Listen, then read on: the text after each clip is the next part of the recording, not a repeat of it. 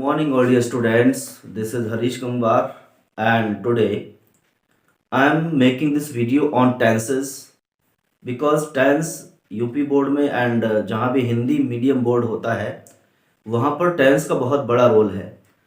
Tenses को उनका translation करने में बच्चों को बहुत ज़्यादा दिक्कत का सामना करना पड़ता है, लेकिन मैं इस वीडियो में टेंस को इस तरह से पढ़ाऊँगा कि आपको बहुत अच्छे से समझ में आ सके और आप बहुत आसानी से हिंदी से इंग्लिश और इंग्लिश से हिंदी में ट्रांसलेट कर सकते हैं। चलिए स्टार्ट करते हैं इस सेशन को। और उन लोगों से मेरी रिक्वेस्ट है जिन्होंने अभी तक चैनल को सब्सक्राइब नहीं किया है या फिर जो चैनल को पहली बार विजिट कर रहे हैं, प्लीज़ वो चैनल को सब्सक्राइब करें, बेल आइकन को प्रेस करें, जिससे आपको हर आने वाली वीडियो की नोटिफिकेशंस मिलती रहेंगी। तो चलिए स्टार्ट करते हैं।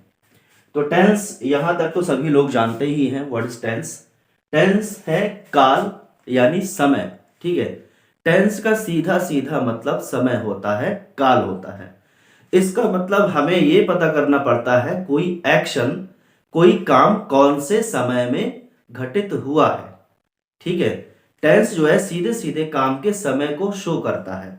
जैसे प्रेजेंट, पास्ट, फ्यूचर, काम प्रेजेंट में हुआ, पास्ट में हुआ या फिर फ्यूचर में हुआ। तो बेसिकली पहले इसके 3 पार्ट होते हैं। Tense is divided into 3 parts. Present,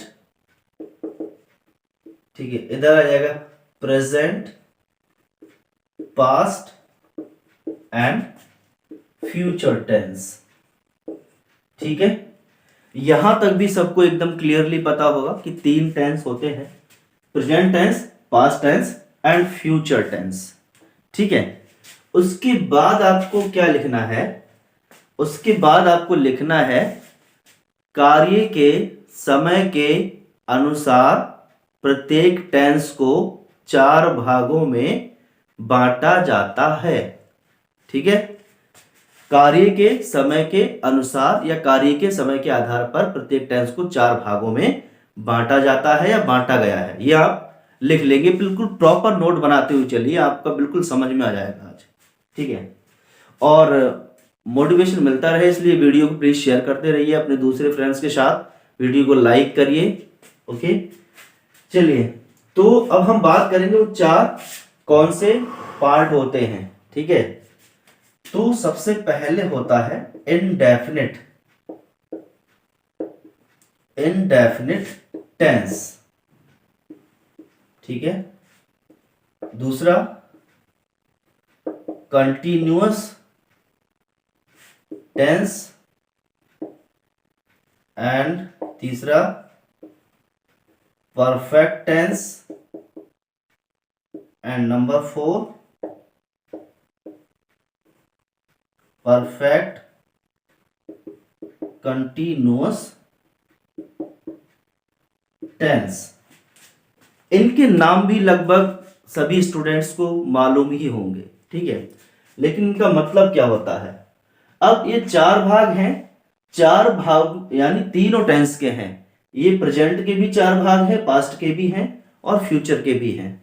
इसका मतलब ये present indefinite tense, present continuous tense, present perfect tense, present perfect continuous tense.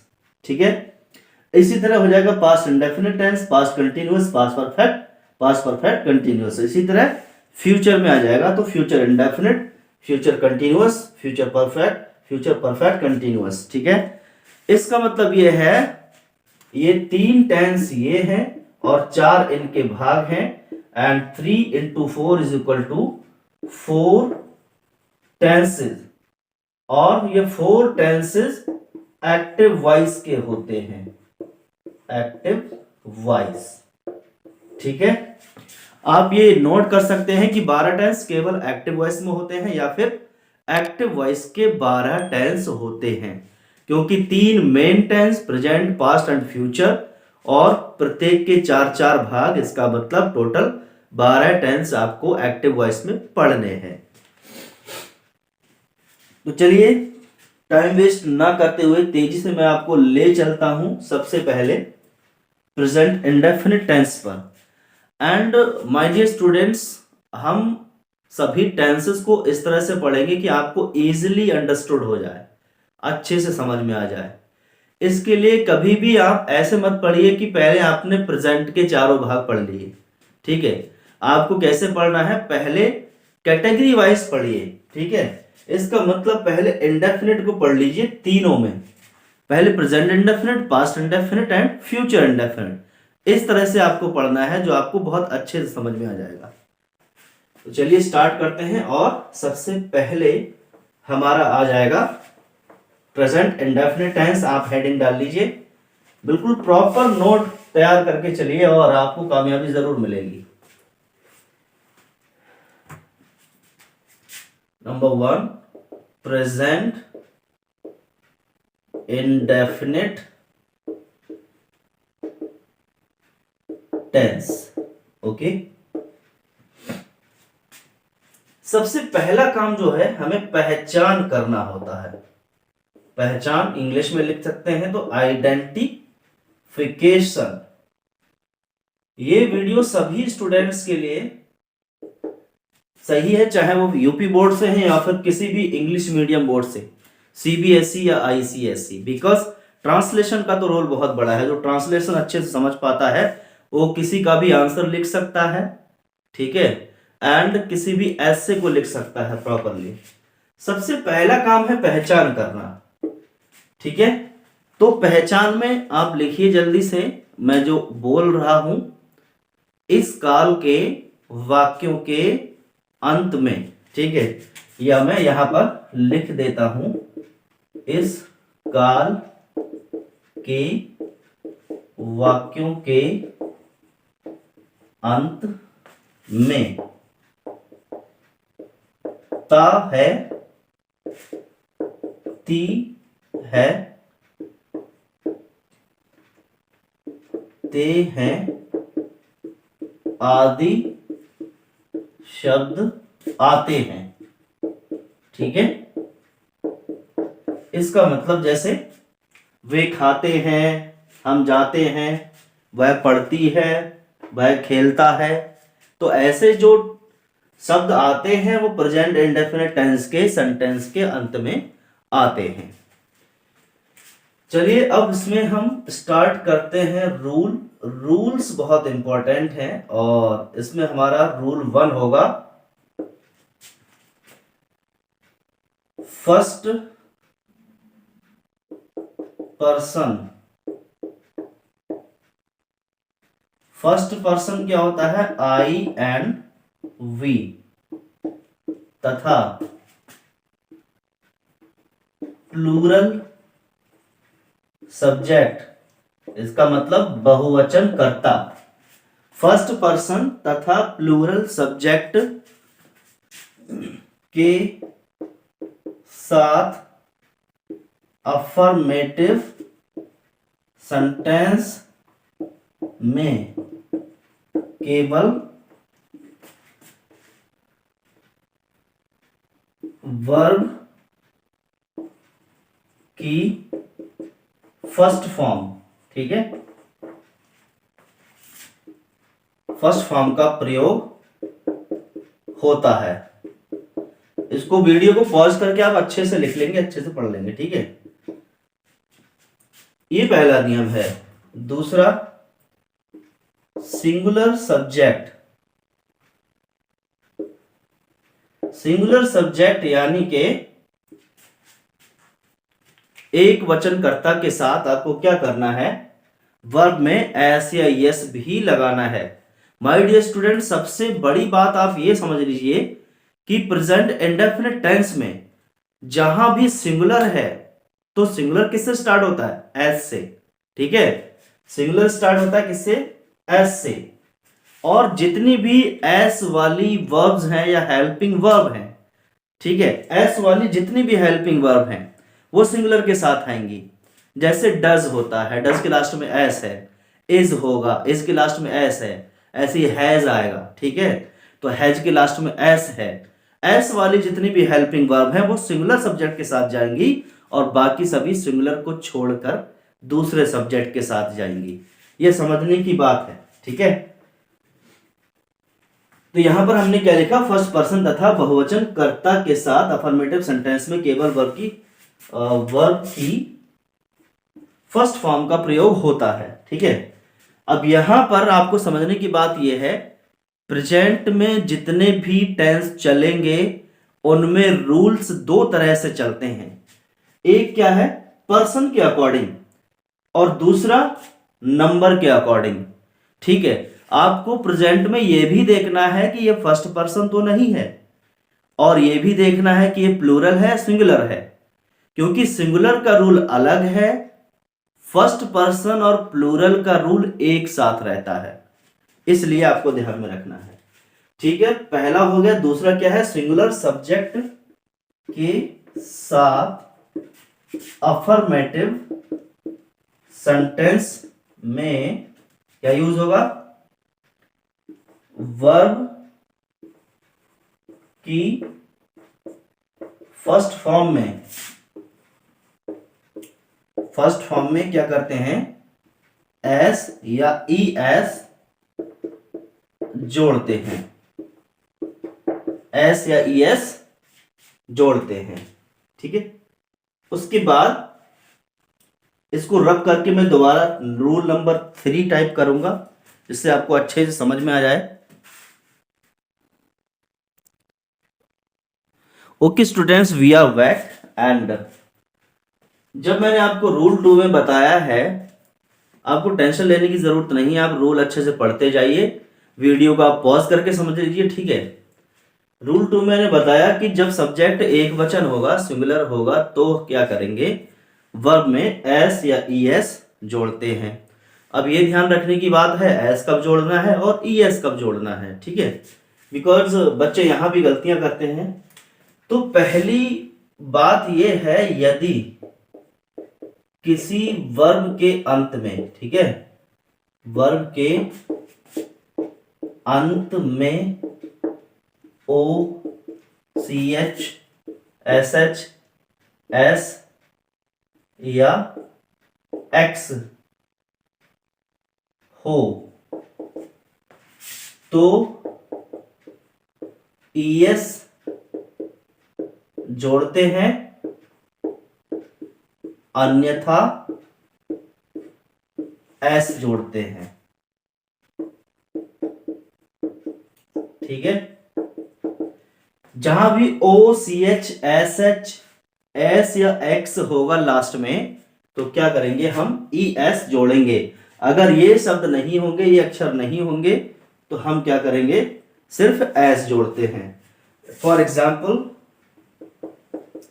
जैसे teach, sit, pass, run and wash, fix, cook. अब देखिए कहां कहां पर क्या दिया हुआ है, जैसे टीच में सी एच है, यहां पर टी है, ठीक है, पास में डबल एस है, यहां पर एन है, यहां पर एस एच है, यहां एक्स है, यहां पर के है और यहां पर ओ है। तो हमने क्या क्या देखा, जहां ओ निकले ओ यहां पर है, सी एच टीच में है, एस एच वॉश में है, एस ठीक है कहीं भी आ सकता है, वैसे पास में डबल एस भी है, एक्स जैसे फिक्स में है। जहां पर ये अक्षर होंगे वहां पर हम क्या जोड़ते हैं, ई एस जोड़ते हैं। ठीक है, तो जैसे यहां पर ये हो जाएगा टीच में ई एस, सिट में टी है तो सिर्फ एस जुड़ेगा, पास में डबल एस है तो क्या जुड़ेगा, ई एस जुड़ेगा, रन में एन है तो केवल एस जुड़ेगा, वॉश में एस एच है तो ई एस जुड़ेगा, फिक्स के लास्ट में एक्स है तो ई एस जुड़ेगा, और कुक के लास्ट में के है तो एस जुड़ेगा, और गो के लास्ट में ओ है तो क्या होगा, ई एस जुड़ेगा। ऐसे आपको करना है, एस या ई एस। अब कुछ दूसरे टाइप के वर्ड्स हैं जिनमें हम कैसे डिसाइड करेंगे एस कैसे ऐड होगा और ई एस कैसे ऐड होगा। पहले आप इसको नोट कर लेंगे और उसके बाद मैं यहां पर बी वाला पॉइंट लिखता हूं।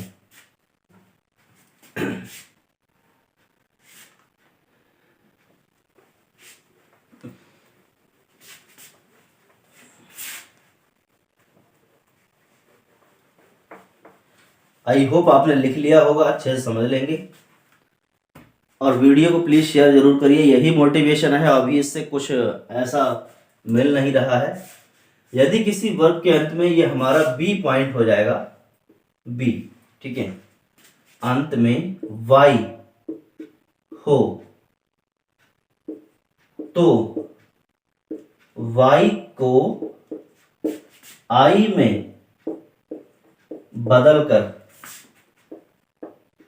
y को i में बदलकर es जोड़ते हैं, ठीक है।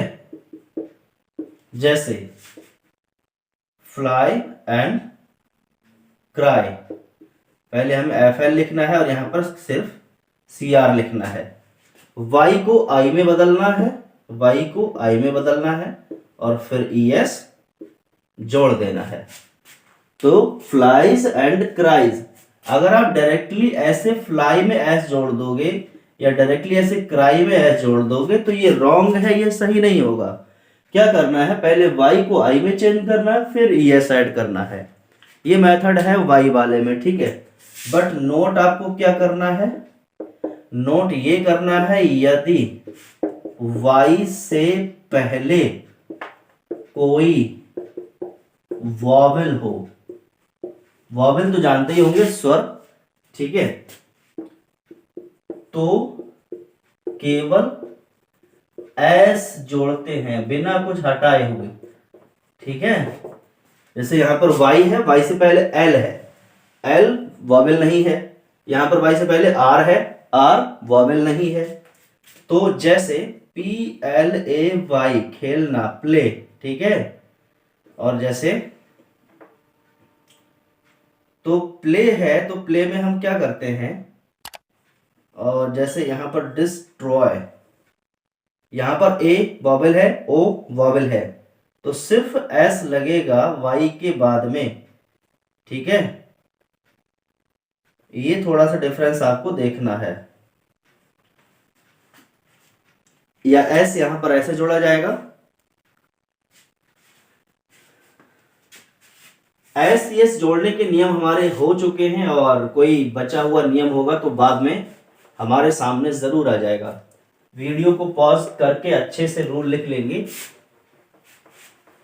तो ये रूल 2 का हमारा पार्ट था, S कैसे जोड़ना है, ठीक है। उसके बाद हम चलते हैं रूल 3। रूल 3 में क्या है, नेगेटिव तथा इंटेरोगेटिव, इंटेरोगेटिव स्पेलिंग ये होगी INTERRO, ठीक है। सेंटेंसेस में हेल्पिंग वर्ब डू, डज का प्रयोग निम्न प्रकार से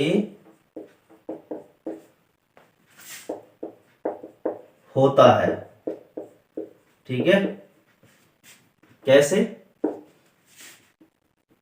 डू का प्रयोग होगा फर्स्ट पर्सन यानी कि I और V के लिए, ठीक है, तथा प्लूरल सब्जेक्ट यानी कि बहुवचन कर्ता के लिए,